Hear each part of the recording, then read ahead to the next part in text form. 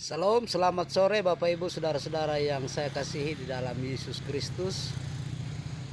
Siang hari ini atau siang menjelang sore hari ini, saya mau memperkenalkan atau memperlihatkan apa yang telah saya tanam pada waktu yang lalu, yaitu lontar dalam bahasa Indonesia, due kalau bahasa Sabu, akadirun bahasa Timor, dan tuak bahasa Titunnya. Pelan-pelan mulai tumbuh satu persatu Bapak Ibu sekalian. Ini salah satu yang sudah tumbuh dan saya sangat bahagia sekali karena apa yang saya tanam di Bukit Besti, Tuhan dan leluhur boleh merestuinya. Mudah-mudahan dari lontar yang 11.000 saya tanam ini, ya kalau bisa 10% bisa hidup, agar kelak bisa menjadi sebuah penghasilan bagi anak cucu ke depan. Dan kalaupun tidak sampai 10% Bapak Ibu sekalian, saya akan terus menambah, sehingga di tempat mana yang gagal saya akan menanam kembali lontar-lontar ini sebanyak mungkin, karena impian saya adalah untuk bagaimana melestarikan atau merealisasikan program saya tentang air manis, yaitu program unggulannya lontar dan disisip dengan yang lain-lain seperti kelapa, mangga, sawo, pokoknya buah-buah yang manis. Seperti asam manis juga ada saya tanam. Tapi yang saya tanam paling banyak itu Bapak Ibu sekalian adalah lontar atau due dalam bahasa daerah kami. Due. Lontar ini adalah sebuah kehidupan pokok bagi kami keluarga besar Sabu dan Rote, di mana dari sejak dulu kala nenek moyang kami adalah mencari kehidupan dengan mengiris lontar atau iris tuak, ya, iris tuak. Jadi tuak-tuak atau lontar-lontar yang hidup ini saya akan merawat dengan baik agar ke depan bisa menjadi hasil yang baik untuk anak cucu ke depannya. Lontar mulai dari daunnya bisa kita buatkan atap rumah, ya. Pelepahnya bisa kita buat pagar dan bisa dibuatkan tali. Tali itu dari dia punya daun, bisa atap rumah, bisa anyam-anyam, ya, seperti tikar, nyiru. Kalau di Sabu itu kerigi wore. Biasa kami etnis Sabu itu kalau makan dulu, apalagi acara-acara adat, hajatan adat, mama-mama atau ibu-ibu, nenek-nenek kami itu anyam seperti kepiring yang dikatakan kerigi wore itu dari daun lontar ini Bapak Ibu sekalian, ya. Jadi nasi dengan daging itu taruh di situ. Di namanya kirigiore yang sudah dianyam model ke bentuk piring atau bahasa Belu bilang tanasakik, ya, tanasakik. Jadi sudah menjadi tradisi etnis Sabu itu untuk mempergunakan lontar dalam kehidupannya. Sedangkan pelepahnya itu bisa dijadikan tali. Nah, orang Sabu itu untuk atap rumah itu tidak pakai, atau buat rumah itu tidak pakai besi sepotong pun. Itu semua perlengkapan itu dari lontar semua. Yaitu pelepah dari lontar itu bisa dibuatkan tali. Baik itu tali yang mau untuk atap rumah yang dikatakan pipa dalam bahasa Sabu, pun juga bisa dijadikan tali untuk ikat hewan seperti sapi, kuda, kerbau. Bisa dibuat dari pelepah lontar ini. Ya. Sedangkan itu dia punya buah, Bapak Ibu sekalian. Lontar itu ada dua jenis, yaitu ada lontar mai, ada dengan lontar jantan. Lontar mai itu yang berbuah.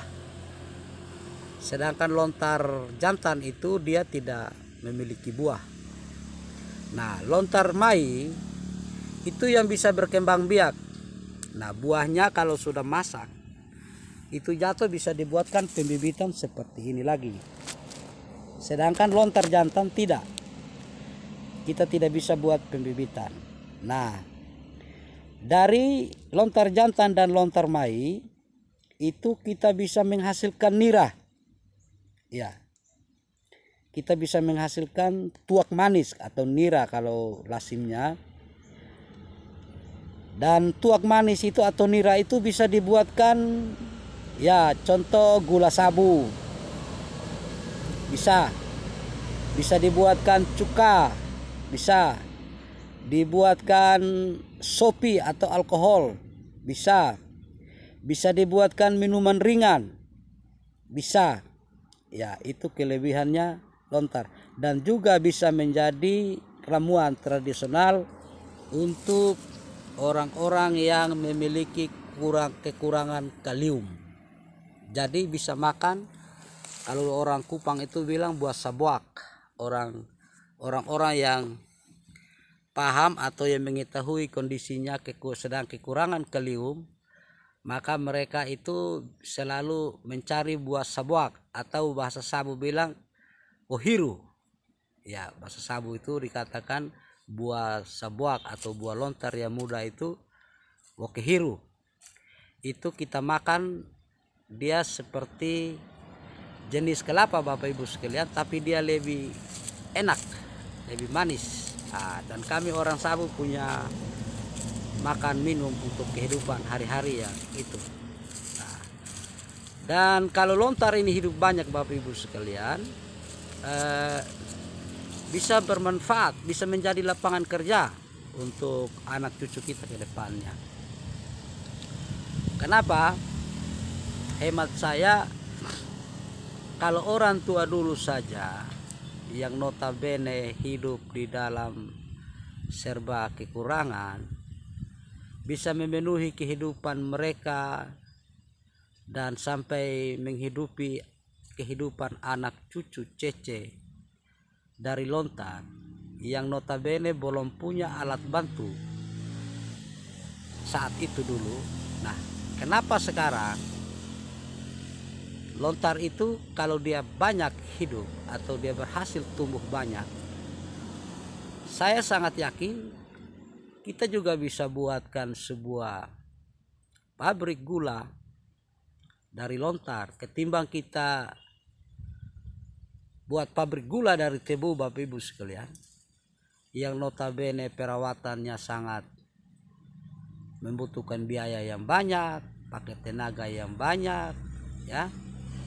Sedangkan lontar ini dia tidak membutuh biaya, dia asal daripada kita punya kemauan untuk menanam, untuk membudidayakan dia kalau sudah hidup.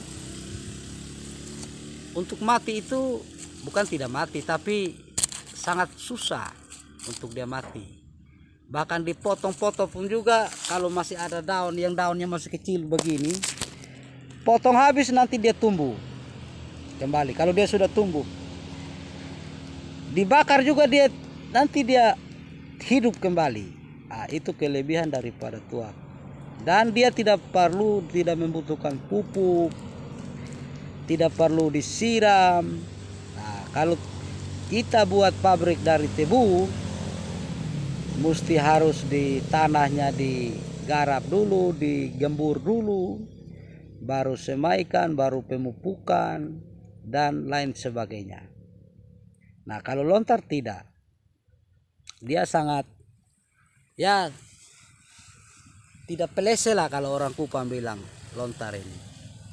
Hanya tergantung bagaimana kemauan kita generasi sekarang, apakah mau membudidayakan ini lontar atau tidak. Ya. Karena semakin hari semakin banyak persaingan hidup ini, maka walaupun banyak anak-anak yang sudah menamatkan pendidikannya sekolah, apalagi yang sarjana, ada Bapak Ibu sekalian yang sampai sekarang belum mendapat pekerjaan sesuai dengan disiplin ilmu yang telah dia raih. Ada yang sarjana S1, S2, tapi karena itu malas, karena mengandalkan pendidikan itu hanya harap untuk mau jadi pegawai negeri sipil atau ASN, teko, honor, yang notabene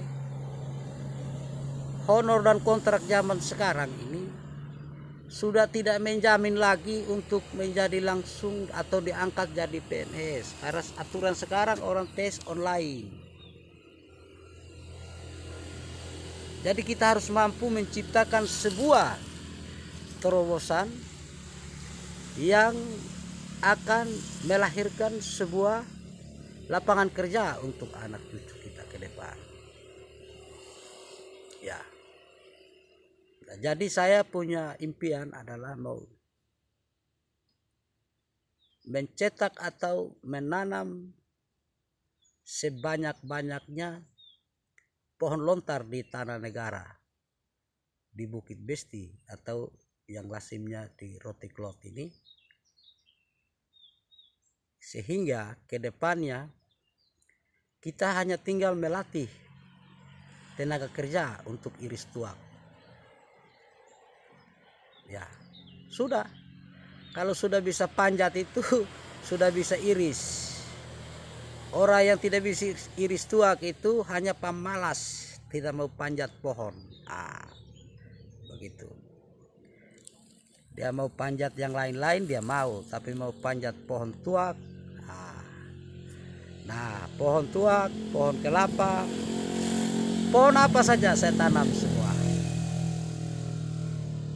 Biar untuk saat ini orang bilang saya punya fisik itu leher, lub leher itu sudah sama ke leher angsa.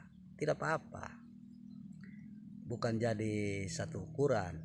Leher saya menjadi leher angsa, namun demi mencapai sebuah impian atau tujuan saya bagi anak cucu ke depan, ya saya harus rela berkorban. Saya siap. Bahkan ada yang bilang sama Alexander Lona itu gila, tidak ada kerja, jadi cari-cari kerja. Ya tidak apa-apa, Anda boleh mengatakan demikian. Kita beda pemahaman, kita beda prinsip, beda konsep, ya. Karena konsep Anda adalah bagaimana menghasilkan uang hari ini dan saat ini, yang notabene Anda sendiri yang akan menikmati dengan istri anak Anda.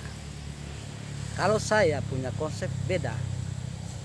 Konsep saya adalah bagaimana saya menciptakan sebuah pekerjaan yang notabene bukan saya saja yang menikmati, atau bahkan saya tidak akan menikmati, anak cucu atau generasi yang ya umur 20-an, 30-an yang sekarang ada, dan generasi yang belum lahir. Itu konsep saya. Karena apa? Saya tidak ingin hidup untuk diri sendiri. Hidup, bekerja untuk hidup untuk diri sendiri itu bukan tidak baik, itu juga baik. Cuma hanya mensejahterakan hidup kita atau hidup saya bersama dengan istri dan anak-anak saya. Dan hemat saya itu bukan berarti tidak baik, tapi kurang pas. Karena menurut pemikiran saya, hidup yang baik dan yang berkenan itu bagi leluhur, apalagi bagi Tuhan. Bagaimana kita mempersiapkan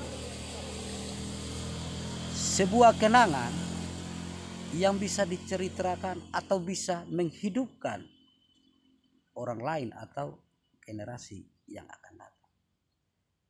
Itu hal yang paling mulia menurut saya.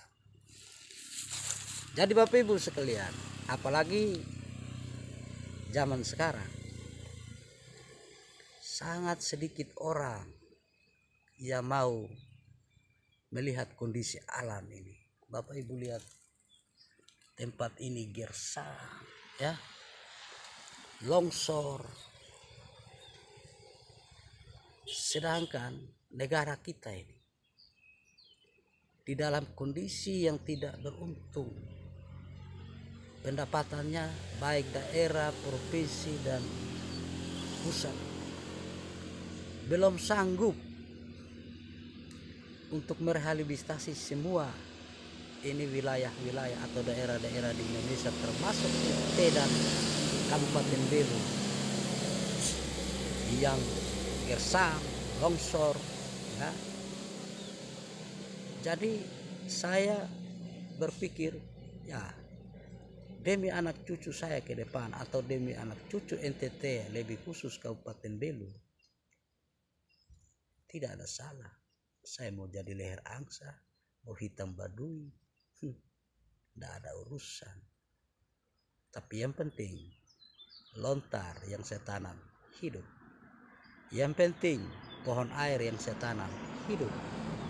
Yang terpenting semua tanaman yang saya hidup itu, yang saya tanam itu hidup. Itu yang membuat saya bahagia. Walaupun saya hitam baduy, kulit tinggal tutup tulang, leher seperti teman-teman atau bersaudara dorong bilang sudah seperti leher angsa. Alexander Lona tidak mundur dan tidak merasa kecewa, karena ini hanyalah sebuah fisik hidup manusia. Walaupun fisik saya seperti ini, Tuhan tidak mungkin mengambil napas hidup saya, karena bukan tentang hidup ini masalah fisik besar atau fisik ganteng, putih atau isi badan mulus baru kita mati. Tidak.